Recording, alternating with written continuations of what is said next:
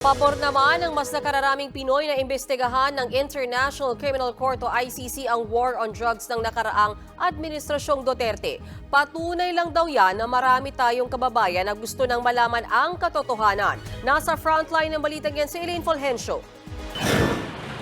Mas maraming Pilipino na ang sumusuporta sa investigasyon ng International Criminal Court sa war on drugs ni dating Pangulong Rodrigo Duterte. Sa ginawang survey ng social weather stations noong Disyembre, lumabas na 53% ng mga Pinoy ang sang-ayon na imbestigahan ng ICC ang mga patayang may kaugnayan sa kampanya kontra droga ng nakaraang Administrasyong Duterte. Mas mataas ito kumpara sa 45% noong March 2023. Bumaba naman sa 21% ang tutol kumpara sa dating 24%, habang 26% ang hindi makapagdesisyon. Sa parehong survey, higit kalahati ng respondents o 57% ang naniniwalang dapat payagan ng gobyerno ang ICC na mag-imbestiga dito sa bansa. Ginawa ang survey mula December 8 hanggang 11 noong 2023 sa 1,200 respondents.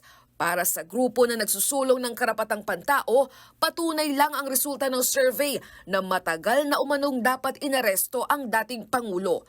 Dapat din daw igalang ng ating pamahalaan ang kapangyarihan ng ICC. Ang ICC naman po, hindi yan gawa-gawa lang ng kung sino-sino at ng dayuhan. Pumirma po dyan, ratify po yan ng ating gobyerno. At hindi po pwedeng pumipirma-pirma lang tayo nang walang pananagutan. Ayon naman sa isang political analyst, lumabas sa survey na maraming Pilipino ang gusto ng malaman ng totoo. I can understand the reason why the people would be favoring it. Not so much because of the legal considerations, not so much because of the legal complications, but so much because what they are more interested at really is to carry out the truth. Pero tama lang din daw ang posisyon ng pamahalaan na walang jurisdiksyon ng ICC sa Pilipinas.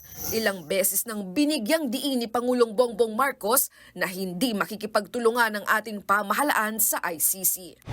It's as if the Philippine government, the Filipinos, the whole country, is admitting to the whole country, to the whole world that our legal system is not working. Maraming complication nga.